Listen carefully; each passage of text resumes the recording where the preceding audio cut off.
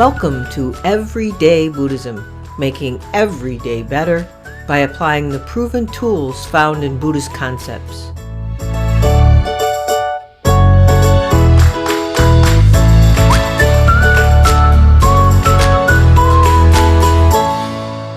Welcome to episode 5 of Everyday Buddhism, making every day better. I have a special guest today, Noah Rasheta. Noah is a Buddhist teacher, lay minister, author, and the host of the podcast Secular Buddhism. He teaches mindfulness and Buddhist philosophy online and in workshops around the world.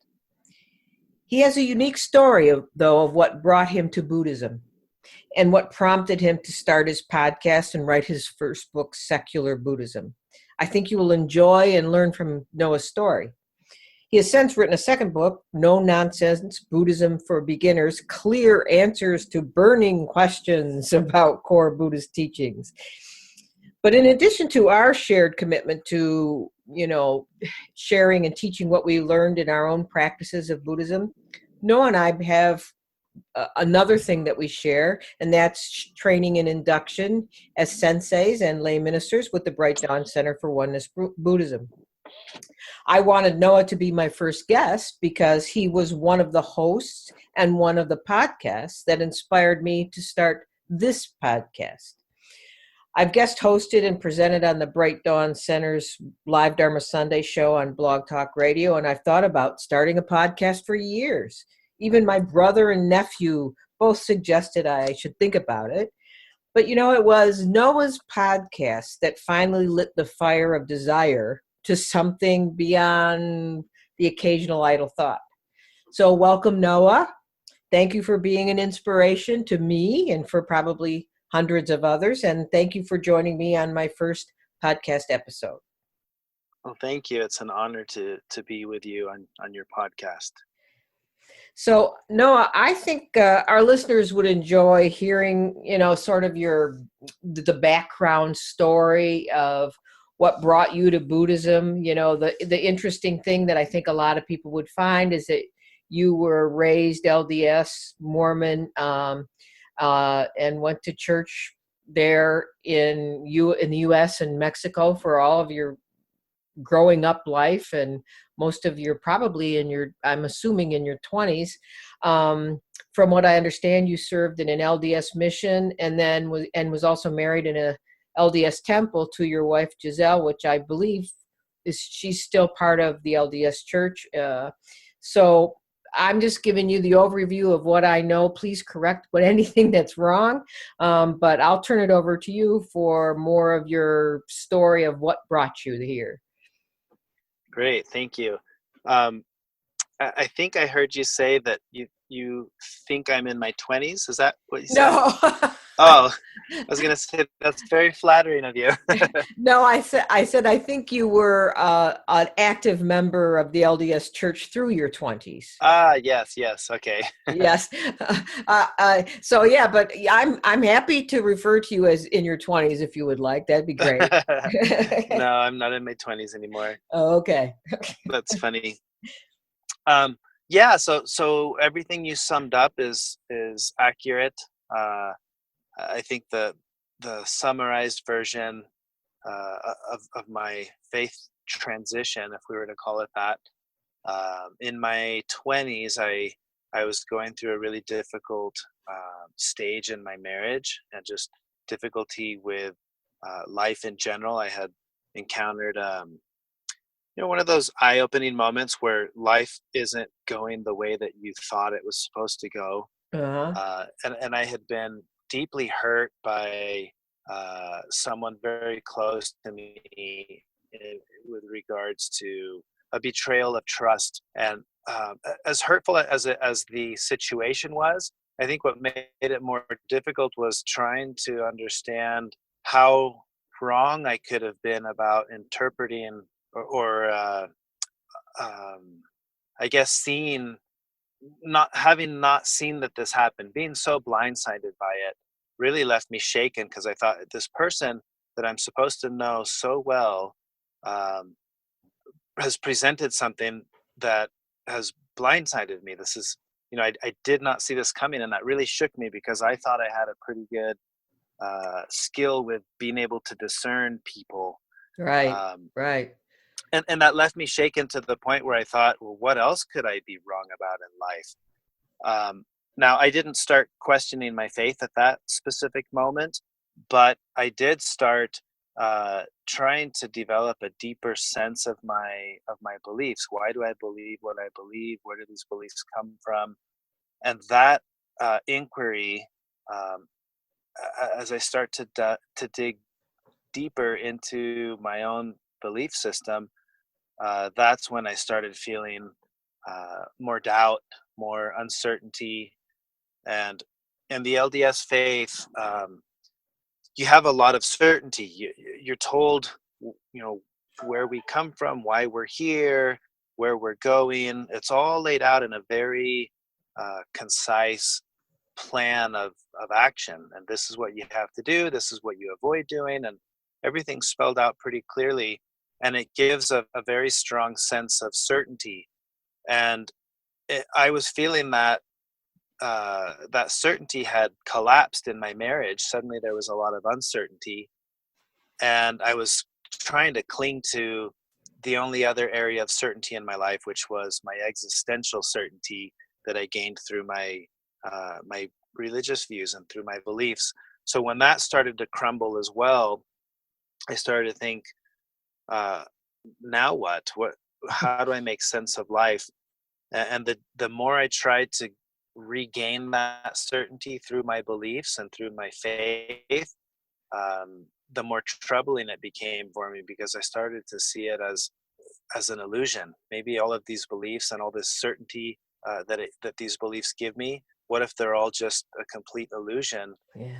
And that was very scary, and I felt like the ground under me was just shaking and breaking up. And at some point I had that feeling of, I'm just falling in free fall. I don't know what's real. I don't know what to believe anymore. And it Yeah. was really scary. And it was during that time that, I had heard things like, oh, meditate, and that brings you peace. But I didn't, that's about the gist of it. I didn't know much more than that. And I was desperate for that peace. So I thought I'd try anything. And I did try to meditate. And what I start to find is that the quest for having all the answers was a significant part of the discomfort I was feeling, because we don't have answers in life. And in my own marriage, as the catalyst for this all, I was looking for certainty, and I was looking for answers. What can I do that will ensure that it will always be good and never be bad?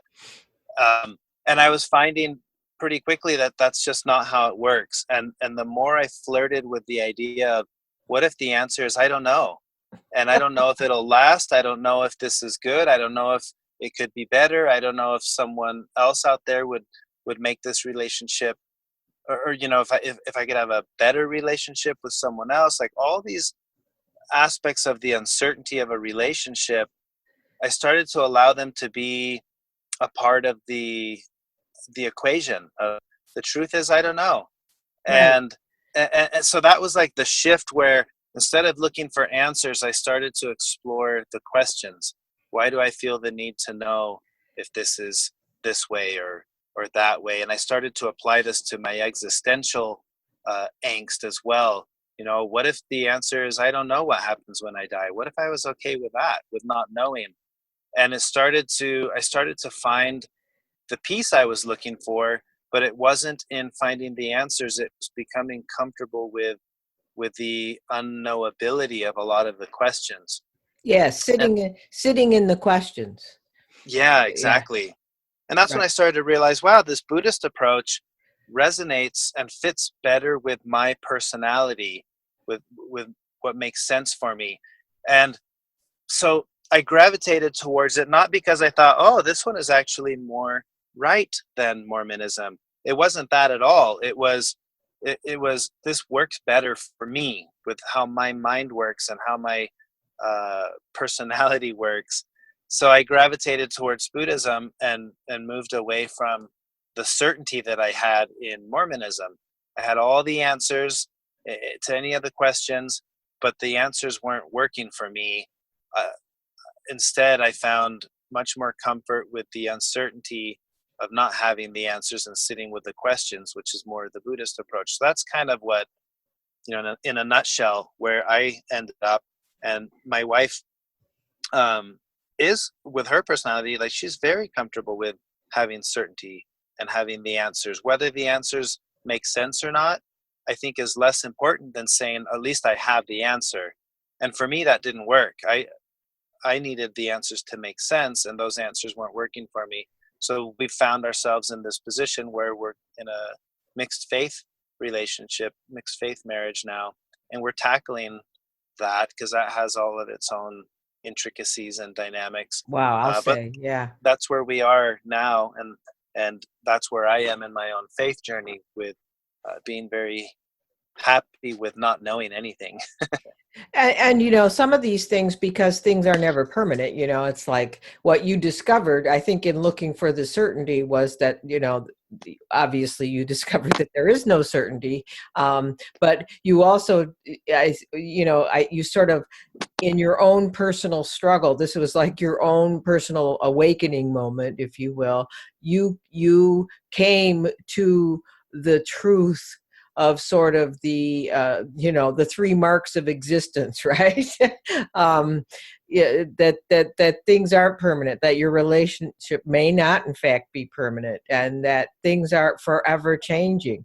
And to apply that, one of the things I think, we get to these certain places where, wow, this is working for me, but then we forget that down the road in another year or two, you may have another moment of uncertainty somewhere, and change those thoughts, as well as your wife. I mean, that everything is just a hodgepodge. And in a marriage, we're I think what we tend to do, at least I tend to do, and I don't know how that works for you, is that you tend to you sort of allow the change in yourself, and you sort of expect the other to stay put, right?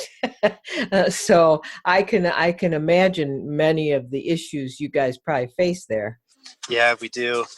So Noah, didn't really go into this too much with you before, but due to the power and the reach of the internet, I actually heard your own story a little bit in more detail on the podcast Mormon Stories, which was a discovery for me as well. And to explain to other people, yes, we're colleagues, so to speak, in the Bright Dawn Center of Oneness Buddhism. But even though we're both Bright Dawn senseis and lay ministers, the organization is a growing group of 50 plus, so it's nearly impossible to get to know everyone as closely as we would like. I think it took me forever to even know you had a podcast. So, and by the way, I never did ask, what brought you, sort of the next leap is what brought you to Bright Dawn, in this new journey into Buddhism for you. Yeah, so during this time that I'm interested in Buddhism and exploring it more, I discovered the Salt Lake Buddhist Fellowship, Mm-hmm. which is run by Christopher Sensei, another colleague of ours. So I befriended him, and I really enjoyed so much of what he had to say. And it was around that time that he was getting ready to start his ministry program. And he told me about it, and I asked him for more information, and he shared that with me, and we ended up being in the same class. So it's through him that I discovered Bright Dawn, and it was through him that I learned about several concepts that I hadn't really understood or explored about Buddhism in general prior to starting this whole journey.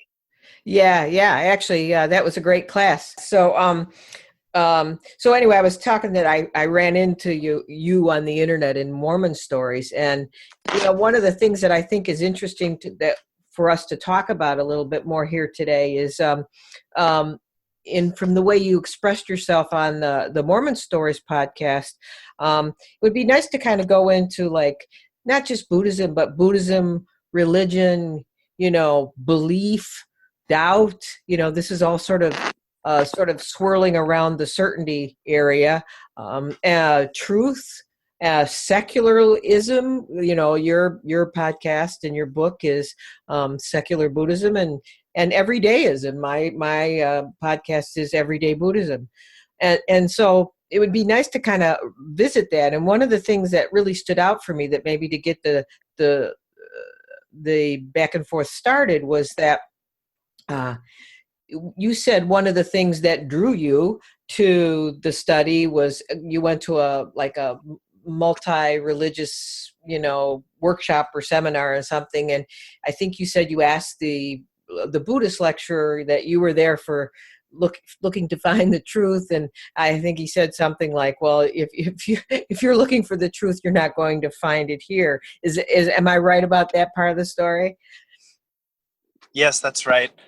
So one of the, going back in the story real quick, one of the misconceptions that I clarify, at least with the LDS audience that listens to my podcast, is that I shifted from Mormonism or the LDS faith into Buddhism. And that's not entirely accurate. What happened is I had a faith crisis that left me rejecting religion entirely for a while. Mm-hmm. And I delved into psychology and the new atheist movement, and Mm-hmm. discovered Sam Harris and Richard Dawkins, Mm-hmm. and started reading all of that literature. And I had decided I was just not interested in religion in general. There were several things that bothered me about religion. So that's the space I was in when I discovered Buddhism. And a part of that was because I was giving it one last shot. I thought, I had been brought up to believe that there is the truth out there and somebody's got it right and everyone else has it wrong. And conveniently, for most of my youth, I happened to have belonged to the one that was right. And everyone else had it wrong. So naturally, my part of my thinking when I deconstructed my belief system was that, okay, well then I need to discover who has it right.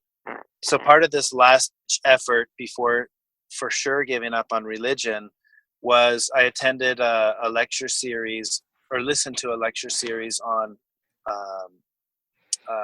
Audible. Oh, And yeah. so the whole point of the lecture series was finding the meaning of life as expressed through the major world religions, which was Christianity, Islam, Hinduism, Judaism, and finally Buddhism. So I'm listening to this lecture series that's kind of presenting, hey, the meaning of life as expressed through Christianity is this and that. Through Islam, it's this and that. And it's all fascinating, but by the time I'm listening to this, I had already decided none of them make sense to me. So the last of the 5 was the lecture series on Buddhism. And when it got to that one, what stood out to me was it was prefaced by saying, if you're looking for the answers to these deep questions that we've been explaining, right? Like, who am I? Why am I here? What happens when we die? Those are the 3 fundamental questions. It kind of warned at the beginning, just saying, we're about to get into Buddhism. Just so you know, this one doesn't really focus so much on those answers. Some would say it doesn't even have the answers. It's going to turn it on you and say, who is the one that wants to know? Right. And man, that was fascinating. It had never occurred to me to explore that side of the equation. And right away I was hooked. I was like, okay, tell me more about that. Because I had been listening up to this point to the whole thing thinking, okay, that answer, yeah, well, here's this or that flaw with the answer that makes it not make sense for me personally. And I was surprised to encounter Buddhism, and I couldn't do that. It wouldn't let me say, well, here, let me tell you what's wrong with the answers, because they didn't give me the answers. The presenter turned around and said, we're going to look at the question. That's kind of the Buddhist approach to all of this. And I was fascinated right then. Yeah. That is the hook. I think it can be in a nutshell. I think especially if you come at it the way you did, and I think the way you came at it is the way I came at it, and a lot of people come at it is the sort of giving up of all religions or finding fault with all religions, or and in your case, especially if you sort of went through the side door through the new atheist movement, that would certainly get you in that if you will, doubting Thomas mood, right? Yeah. You know, and so that, yeah, that's really interesting. And you know, the other thing that I remember from your retelling of your story and the Mormon stories was that you talked about your mission with the LDS, and that this really struck a chord for me because it's something that means a lot to me and is personal to me as far as the Buddhist story, if you will, or the why I, you know, why can I feel comfortable calling myself a Buddhist, to sort of put it in sort of the characteristics that we're talking about today. You talked about that the thing that really captured you in your mission was that you were connected to a bigger story, something bigger than you. And that struck me because I do think that is the key. If you're looking for a truth, that's not a truth as in why am I here, what's going to happen to me when I die, but it's a truth for a life well lived. And it's to me the part of the, you know, it's the noble part of the Four Noble Truths, and the Noble Eightfold Path. It's the, you know, the noble effort that is related to this, understanding the truth of life as it is, and how we're supposed to see it, and how it's going to make us have a better life by doing these things, these eight things. So I call that, you know, and I'm going to throw this back to you, and I'm sorry I'm going on, but it really struck me about this bigger purpose or bigger story. To me, that's like having a life of faith, right? Yet when we use the word faith, we kind of drag along sort of all sorts of baggage and connotations and implications that can poison people especially people who are coming from a faith and going through a faith crisis and losing their religion. But one has to have a certain amount of faith to say, okay, this makes a lot of sense to me, and I think it's the truth, and I'm going to try to practice it. Because the Buddha said, you know, don't take my word for it, you try it on yourself. And so that part is experiential, and it's not requiring faith. But once we try it, right, and see that it makes sense, and in fact that it does make our lives better, you know, isn't there a certain amount of, I don't know how you see it, but isn't there a certain amount of faith or belief to continue practicing the system, even if the system is more of a system of mental well-being or positive living rather than religion? You know, does this make sense to you? Yeah, it definitely does. Because faith for me was one of those words that I had only ever understood it in the context of faith in someone or something. Ah, And so in that sense, I had no interest in having any kind of faith anymore. But what I discovered through the practice, through Buddhism, was I redefined the word faith and understood it to be, you know, ultimately the Buddha's journey, I think, was this transition of faith in himself. right. And that really resonated with me to realize, you know, I'm going through all of this because of an ordeal that happened, and I could very much go through another ordeal. You know, what if one of my kids gets sick and dies, or, you know, all the things that I don't like to think about, those are things that are just waiting to happen as potential things. So what is faith for me? What I concluded was faith was my ability to adapt to whatever curveballs life throws at you, and to keep going with the flow. And that was another one of those big radical shifts in perspective for me, where I realized, wow, I actually do have faith. I have faith in my ability to adapt to life as life changes. And then I had all of the same comforts that faith used to give me, you know, where Right. before it was faith that life faith that God can make this all okay for me. And now it was faith that I'm going to be able to adapt and evolve with life as it unfolds, whether it's my kids getting sick, losing a job, whatever it's going to be. Well, I'll figure it out and I'll adapt. And that was faith in myself. And that was a profound shift in faith for me. So I found myself once again in this position of being a person of faith, and yet it had nothing to do with someone or something. It had everything to do with the trust that whatever life throws at me, I'll be able to figure it out. And Yeah, that is so key. That is absolutely key. And that is, it's a faith in yourself, but I might push it a little bit, push the envelope a bit, to say that it's a faith, because, I think I once had a person tell me that they thought what they understood of Buddhism was that it was selfish, right? mm-hmm. And I thought that was an interesting way to think about it. I mean, to me, it seems like just the opposite, but of course I'm one of them, right? So of course it's going to seem like the opposite, but I got thinking more about what that meant to her. And it was because it was all about our own individual ability to do something, or it's centered around the self with the meditation and the this. And I understood that, but then, in thinking about that, it actually, I saw how Buddhism is so much bigger than that, so much bigger than faith in yourself. It's faith in, really, it's faith in everything, because there's a thing that the Buddha awakened to, which is applicable not just to you, right, Noah? It's applicable to everyone, and it's applicable to all things in the world, all dharmas, as they say. So by that measure, it's big, right?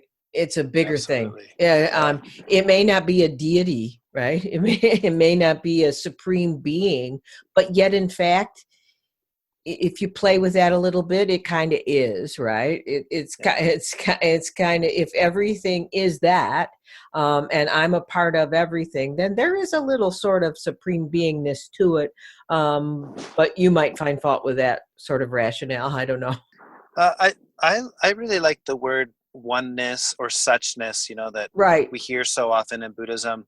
It's everything. It's the everythingness, and that to me. So for me, I think it was really important to understand that the idea of faith was no longer attached to an outcome. It was faith in the process. Right. Because before, as long as you hold the idea that there's a way life should be, and let's say I have faith in myself, that faith is that I can somehow bend the will of the oneness of all things to what I think that should be. Right. So it was going from thinking life is going to be okay to just realizing I have faith that life is going to be. It's going to be good some days. It's going to be bad some days. There are going to be days I'm going to be, experiencing hardship that I can't even fathom right now, like the loss of a child or something along those lines. Right. And what's okay is that it's going to be okay that it's not okay. Thinking it has to be a certain way is what I got rid of. And that's where this deeper sense of faith came naturally. It was like, it's going to be whatever it's going to be. And that's what I found comfort in. Yeah. And I think to some you know what people, I mean? Yeah, I do know. And if some people are listening, like, I don't know how many of your followers, and if they're listening to this podcast, are some people who aren't, like, because you wanted to make a point to them, who aren't like Buddhist, and who don't, maybe haven't got to that yet, where they have that faith that everything's going to be okay, or not everything's going to be okay, that all things are going to be as it is, and then it's going to just work out the way it works out, and that's the way it is. And that how in the world that could be comforting, you know what I'm saying? But surprisingly, it is, once it becomes a part of your worldview, right? Yeah. It is. I remember there's a saying in Zen, you've probably heard it, that the practice of Zen, and I think you can substitute, you don't have to say Zen, but the practice of Buddhism requires great faith, great doubt, and great perseverance. I've always loved that because it sounds like it's the perfect like 3-point wrap up or summary to the Eightfold Path. It's faith in the view of the way things are. That's the faith in the view, like that's right view. Or faith in the fact that life is as it is. And if I am able to accept life as it is, everything's going to be all right. And the great doubt part, though, that's the interesting thing. That's the point of sitting with the questions, doubt and questioning our own ignorance, because that's part of the Eightfold Path, knowing that, sort of founding all this stuff is we have this profound ignorance. It's not like original sin. It's just that we get confused because of our own perceptions and our own innate human nature. And then that doubt is in our own ignorance, and the way, because if we continually say, or try to make things, be the way we want them to be rather than the way they are, that's the thing that is ignorant. And that's the thing that we have to have doubt in ourselves sometimes. And then the perseverance part, great perseverance, is right effort. So I always love that great faith, great doubt, and great perseverance. I think that's what you're describing in your, if we make you the hero of that journey, right? Yeah. And something else that I would highlight where that really works well for me personally, the idea of faith and doubt, was when I removed the morality of right and wrong or good or bad, and instead made it about skillful and unskillful, which Buddhism is so good at presenting that as a way of looking at it. Then it all made sense to me, because in any given situation, what I am evaluating is not, is this the right way or the wrong way? I'm thinking, could there be a more skillful way? Am I being unskillful with how I'm handling this situation as it unfolds? And then it's not about good or better, right or wrong. And that's where that sense of faith in myself is faith that maybe there's a more skillful way to be living. And so I'm Right. constantly evaluating. This is where doubt comes in. Is this the most skillful way? And I've done this on all fronts in my career, especially in my relationship, in my marriage. Could there be a more skillful way for us to communicate? And I've tried to remove the good and bad and right and wrong entirely from that equation, and recognizing this isn't the right, or this is a good marriage versus a bad marriage. It's, could this be more skillful in our dynamic as parents, raising our kids and how we communicate with each other? And that for me has made all the world of difference, was just reframing it as skillful and unskillful rather than right and wrong. Right. And at the core of that really is, am I seeing it the right way? Stopping to question the content of your thinking, right? Without a mindfulness practice, you couldn't actually get to the point where you would pause and say, am I being skillful or unskillful? You'd just be doing something, right? Or saying something. Right. So, yeah, it's all about reacting, which is where, your teaching of mindfulness and the, the harping on mindfulness and meditation, it is, to some people, it just seems so elusive to them, but it's really a foundational part, whether or not you do actual formal meditation. But are you looking at your thoughts, at every minute? Yeah. Are you stopping and not reacting?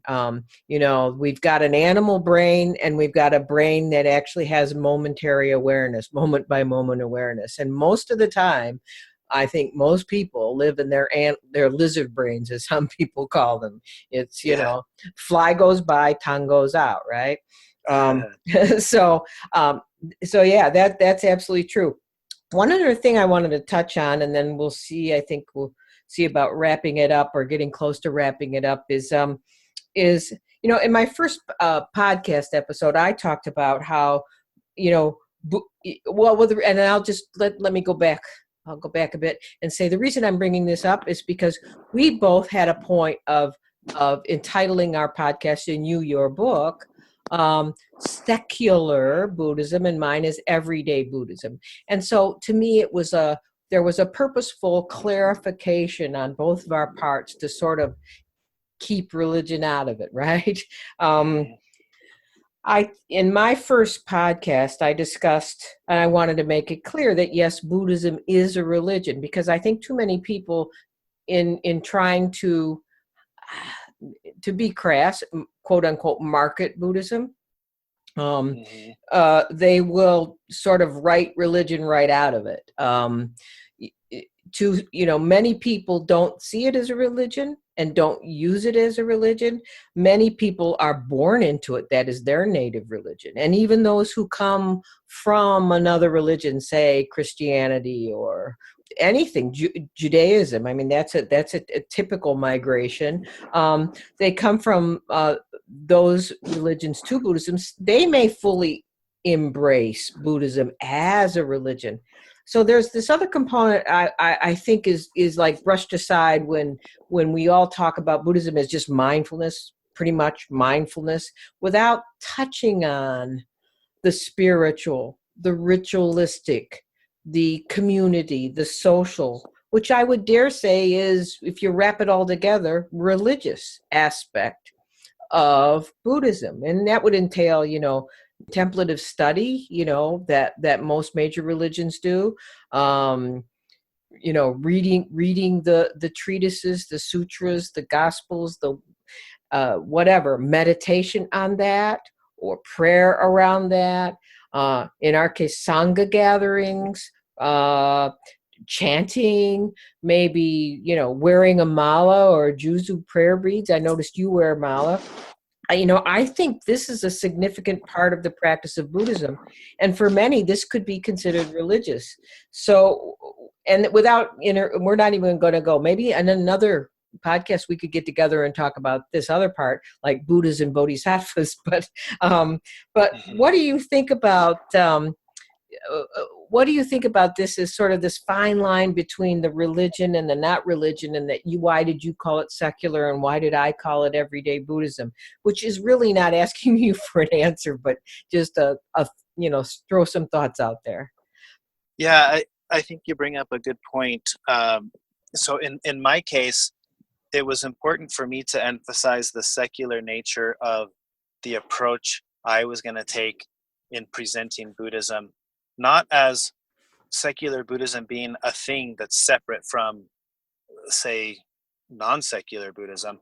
What I've been trying to do as a goal with how I present Buddhism is that it can be presented in a secular lens, where if you are not interested in any of the ritualistic or mythical aspects of Buddhism, Mm-hmm. it holds its own.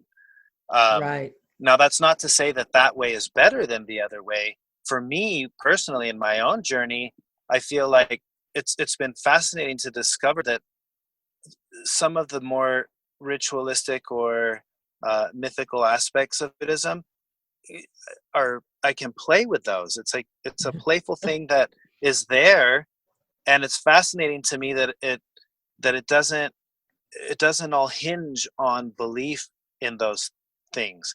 For example, uh, at least the way I view this, it's like everything that Buddhism espouses and teaches totally holds its own, even if we were to say, hey, maybe the Buddha was never an actual historical figure, and all of this was just some story that got written down, but it's not real. All Right. of it would still hold its own. And that to me is fascinating, because with most religious traditions, there's some sort of almost requirement to believe in the um, the things that are difficult to believe in, Right. and I don't find that with Buddhism. Um, and so for me to be able to be more playful with, like, okay, well, I'm going to wear malas. Why? Just because I want to. People will say, well, what does that mean? It Yeah. doesn't mean anything. That's what makes it meaningful to me, is that I'm wearing something that doesn't mean anything. It doesn't have to mean anything. It's going to mean whatever I make it mean. And that lets me play with that aspect of it, rather than feeling, why do you wear that? Oh, because we're supposed to, or because it does this or that. I've been able to bypass that part of it, which before I have had religious practices where, the clothing that I wear or the things that I do or don't do, that I'm doing them because it's something you're supposed to or not supposed to do. And this has been an entirely different approach. It's like, because I want to. I like it as a conversation starter for people to say, why are you wearing that? Oh, well, let me tell you about it. Well, it's yeah. it's just, you know what I mean? Yeah, exactly. I mean, that's, Buddhism has so many levels. First of all, it's a very complex system, Hmm. which is why I think it can be both a religion and maybe a system of psychological well-being. Like you said, it can be totally separate. One's without the other. You can have one, you cannot have the other. And I know many people who embrace the religious aspect of it and actually they don't really get into the philosophy because maybe their minds aren't wired that way. Maybe they don't have those Hmm. pressing questions, like you were saying, what Yep. it fits your personality.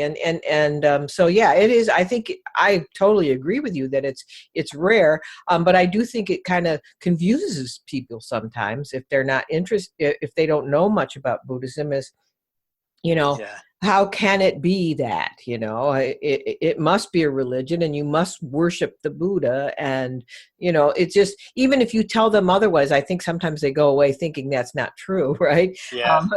I see that in people. So one of the other things I wanted to talk to you about is you know, I just have to say, do a deep bow to you for one of the things you brought up in your Mormon story, is saying that you talked about approaching this, that you did about, it's confusing to many about, um, did you leave Mormonism and go to Buddhism, and yet you're walking this fine line, and you talked about it in sort of as a middle way path. Um, that it was your skillful means of approaching this for the benefit of your family, in the way that you thought of it, by saying, well, if I feel right, then therefore you have to be wrong, that you don't have to do that. And I respect that. When you said that, it was so refreshing in these, hypercharged times of red versus blue and deplorables versus, you know, um, Yeah. that you were for something, but and that didn't mean that you put the label on and put yourself in the box that made you automatically against everything else, right? So it Hmm. really is like, if you're looking for truth, you're not going to find it here in Buddhism, because everyone's truth is a little different. But your way of approaching it with your community, which I'm still imagine is kind of hard, was very admirable. And I think if more people heard your story, it would give them pause. Oh, well, thank you. Yeah, it is still difficult because, um, often you're dealing with a, a perspective that is absolute in Mm-hmm. its approach. It's either right or it's wrong, and the insinuation can be, well, wait, uh, if you're not espousing all of these beliefs, then you're against us, and Right. and then it confuses people because it's like, well, but you come on Sundays and you'll sit here with your family, and and I feel like I'm constantly playing this game of, oh, you're here with us, that means you must be believing again. And I'm Oh like, no, I'm yeah. I'm just here because this is where my family is, and I want to support them, and then it's like, well, wait a second, and they're always trying to pin, well, what are you? Are you with us? Are you against us? Are you believer? Are you non-believer? And and I feel like I'm always playing that game of people guessing what my label is, and and that can be tricky, and it becomes tricky in certain. I'll just give you an example of something that happened very recently within my family dynamic. Um, so anyone who's familiar with Mormonism would know, in Mormonism you're taught to not, you don't drink coffee, Hmm. um, and I that's been an it's been it sounds funny to even say it, but it's like been this thing for me where I'm trying to decide. I enjoy drinking coffee, but I don't enjoy people thinking I'm a sinner. You Yeah, know, right, And right. Yeah, so of course not. someone in Mormon circles would hear this and say, "Oh, how scandalous! I didn't know he was drinking coffee." Someone outside of Mormonism would be hearing this, thinking, "How silly to feel feelings like that over drinking coffee." And yet that's the world I'm navigating. I'm stuck kind of in there. And so this topic came up where I told my wife, I'm discreet about it. I don't like it to be in people's faces in my community. Hey, look at me, now I drink coffee, because they do take that as one more sign of, you're not with us, you're against us. Right. So anyway, I told my wife, would you be comfortable with knowing that I bought a thing of coffee and have it here in the house and drink it discreetly at home? And I was surprised to find it's a point of intense discomfort for her, not necessarily because it's coffee, but it's, like I said, it's one more glaring sign that you're not one of us. So she told me, what I'm really concerned with is, how do I tell the kids this is something that we don't do? We don't drink coffee, and yet there's dad doing it, Yeah. uh, and I don't know how to navigate that. And it made me pause and realize, well, I see this terminology, we don't do this. It's saying, here's the group think kicking in. Right. If you're part of the group, you don't do it. If you're outside of the group, then you do it. So I asked my wife, I said, would you be willing to entertain this concept of, when these things come up, because they will, Oh, with yeah. raising our kids, what if the approach was, I don't drink coffee? This is you as the mom telling your children, I don't drink coffee, and tell them why you don't drink coffee. And then I can tell them I do drink coffee, and I'll tell them why I do. But let's not box them into this group thing. There's no such thing as we do this and we don't do that. Or at least there shouldn't be, especially in our dynamic, because I will always be outside of that group. Right. Whatever the we is, I'm outside of it. And I said, what a profound moment to be able to express your deeply held views of why you don't drink coffee. Tell us why. And it made her have to think of it deeper, because she's like, well, because the religion I believe in tells me that I shouldn't. And I said, yeah, but there's more to it. Why do you really not drink it? Is it Right. just an act of obedience? And so anyway, it forced her to think, okay, I am going to have to think about these things deeper, and be able to explain to our kids, here's how I view it, here's how he views it, and give them that freedom of, you're not me or him. You're going to make this choice on your own. Oh. Yeah. Yeah. How old are your kids now? Because I would imagine this gets more and more complex as they get older. I think it will. I mean, they're young now, 9, 6, and almost 3. So a lot of these things, Yeah. they just go with the flow. And I think that's what concerns my wife. Going with the flow is easy when you do what the in group does. But what Right. happens when a member of the family is not in the in group? It makes it a little more tricky to navigate those waters. And the brilliant thing, though, for your family, from my perspective, it probably isn't your wife's perspective or your community's perspective, but is that, um, like you said, not sticking each other in the box, is that, you know, back in the 50s, when I was growing up, before you were born, I'm sure, but back in the 50s when we were growing up, people did go to church as a family, and that they had a family religion, like said, or if like someone couldn't marry, a Catholic was divorced, that they couldn't remarry someone, so that they became another whole religion, just so that the whole family could they went to Episcopalian church just so the whole family could go together. Mhm. In this day and age, being pretty much a secular culture in a lot of ways, or in a sort of a marketplace spirituality, and I'm not saying that I endorse that, but your kids are going to be raised. I mean, I'm sure, I know they're in an LDS community, but the broader world will touch them, right? um, Mhm. so what a wonderful gift you're giving them, to say, a lot of parents now today say, hey, we're not anything, but you can be what you want. But it's a wonderful gift that there's two parents that are both something, right?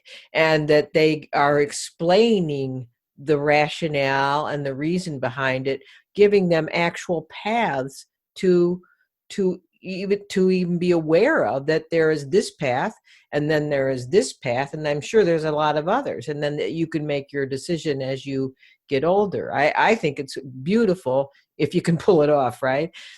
Yeah, that's the key, if we can pull it off. Well, Because from one perspective, that's a terrifying prospect, to think there's the right way, and then there's all these false, other wrong way. ways, and that's what my kids are getting. They're being exposed to a Uh, potential false, misleading path, um, because that's essentially what we're facing with, whether it be Mormonism or any absolutist ideology. mhm. um, there is only one right way. And I think a lot of people in these social circles that I'm in have the hope that I will eventually return to the fold and realize that I had been misled and been down the wrong path, and I'll see the light again and come back.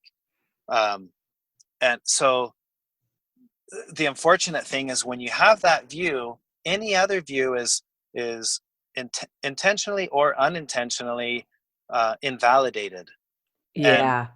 so that's kind of the position I'm in. It's, in my social circles, people kind of view me as, oh, he's kind of the wandering spirit, the lost soul, who he'll find his way back, like the prodigal son did, because I'm a good guy and I'm a nice guy. um, but I always have to remind them, well, what if I don't? What if this ideology never ever makes sense to me, and I never come back to it? Because that, to me, seems like the most likely scenario. Right. But yeah, it's just tricky waters to navigate. Well, it's amazing, Noah, that you're doing this. I think it's wonderful, but you're so, and at the same time, you're so visible, right? Yeah, Yeah, I mean, it's not that you're just quietly doing Buddhism, right? you're all right. you're all over the place being a Buddhist, right? And Yeah, teaching that high visibility factor might make some people uncomfortable, I would imagine. And who knows? I don't know how. I really don't know all that much about the LDS or Mormon culture. I've had some Mormon friends the course of my life, and I know a little bit, but um, does is yeah, I just don't know if, like, your visibility, does that become a threat to your community, thinking that you may be converting people, right? With your yeah, podcast. yeah, yeah, for sure. Yeah. So that's something that's always on the back of my mind, and my approach that I try to be clear about, and I would be cleared out if it ever came to the point where the church convened and said, hey, we want to take some kind of disciplinary action or something against you. Because the church excommunicates people who uh, that they mark as apostates, which is somebody who's teaching doctrine that runs contrary to what the church teaches. Right. And in my position, and the way I view this with Buddhism in general, is I'm not teaching anything that's contrary, because most religions are giving you answers. So if I start teaching people, well, hey, here's this other answer, and it conflicts with the LDS church answer, that is a conflict in doctrine.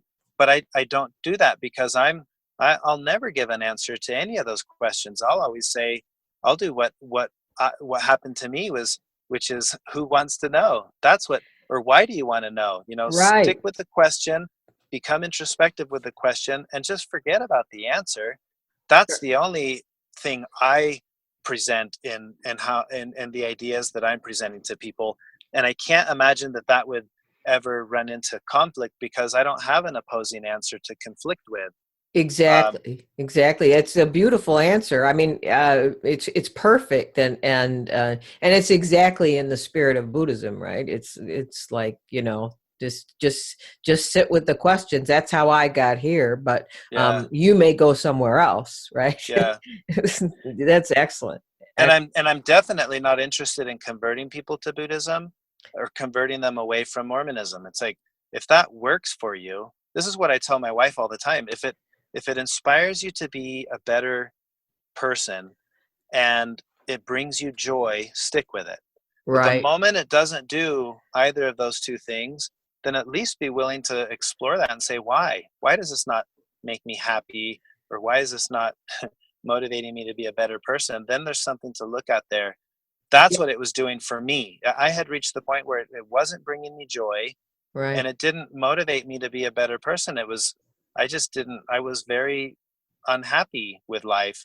So I was willing to explore it. Why am I unhappy? And that's what led me into this other way of thinking, but not because this one was right and that one was wrong. And that's what I try to emphasize with people who listen to my podcast or read books on Buddhism. It's like, don't approach this as, hey, this might be better than what you've got over there. It's like, no, this is just different. It might be more skillful for you, sure, but it might not. It might be very unskillful to try to make Buddhism work because of your social circumstances and family dynamic and all of this that you're going to encounter. Maybe you should just stick with Mormonism and be a better version of yourself within Mormonism.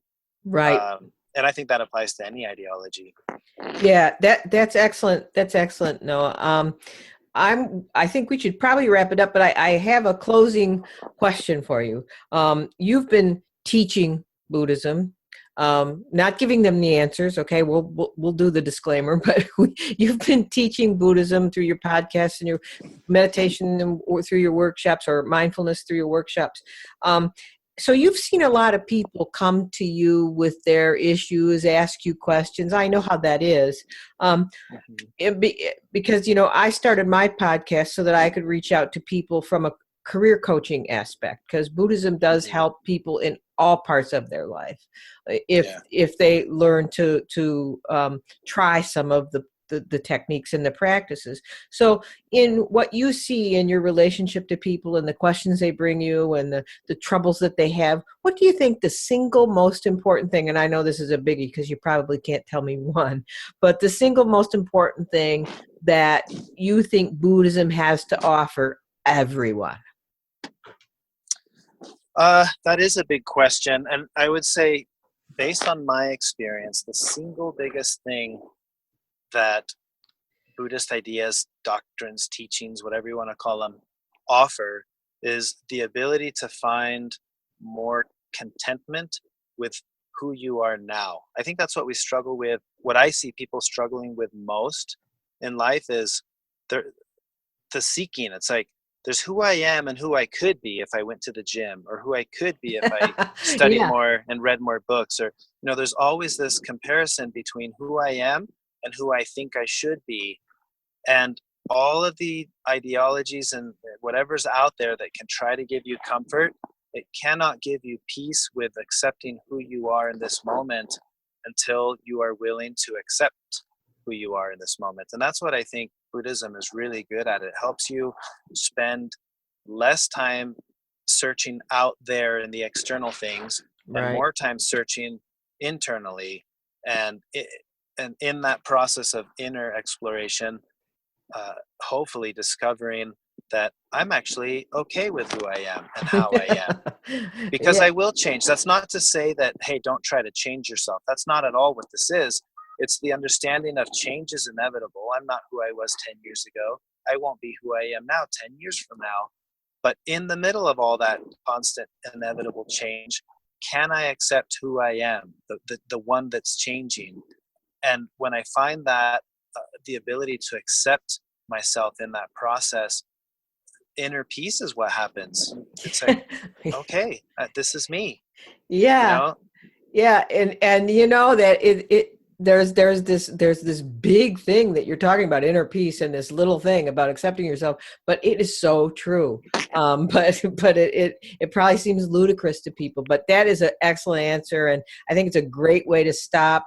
And I hope we can meet up again and do some of these, because I think it'd be fun to kind of play around with different concepts of Buddhism and Buddhism in the world, right? Yeah. And I want to say I love what you're doing, which I think is what I was interested in doing, is helping to take these big esoteric, sometimes over my head type concepts and say, but what does this look like in everyday life? My approach, secular, was that, like, outside of the big mystical stuff, what does this look like? Just the pragmatic approach. And I love that you're doing that with this podcast. Everyday Buddhism is okay, that all this is great and stuff, but what does it look like in my everyday life when I come home and I'm in a bad mood and I step on the Legos, you know, or I'm stuck at the red light. So I want to also extend that deep bow to you and the work that you're doing with presenting these ideas and these concepts in the context of everyday life uh, is wonderful. I think it's what we need. It's what our society needs to be, not to be good, but again, to be a little bit more skillful. If we could be more skillful as a society, tomorrow than we are today, that's a great thing. And I think I see your podcast as being a very valuable tool for that. So thank you. Oh, thank you. No, that's a big thing. It actually kind of scares me, helping the world get better. But we'll work on one person at a time, right? Uh, Yeah. all right, Noah. So thank you so much again for joining me. And that's it for episode 5 of Everyday Buddhism, Making Every Day Better. I don't know about you, but that sure made my day better listening to Noah's story. He has a lot to say, and he is a great inspiration for a lot of people, I'm sure. Before I wrap up this episode, I want to thank Noah again, and I want everyone who has subscribed, downloaded, and shared links to my podcast and reviews. I can't express how honored I am to have all the positive feedback and enthusiasm. And don't forget to check out my website. Leave me an email or a comment on my website telling me how I'm doing, and tell me if you anything you want me to cover in my next podcast. If you liked what you heard so far, please subscribe and take a minute to review the podcast so more people can find out about it. Thanks again, and until next time, keep making your everydays better.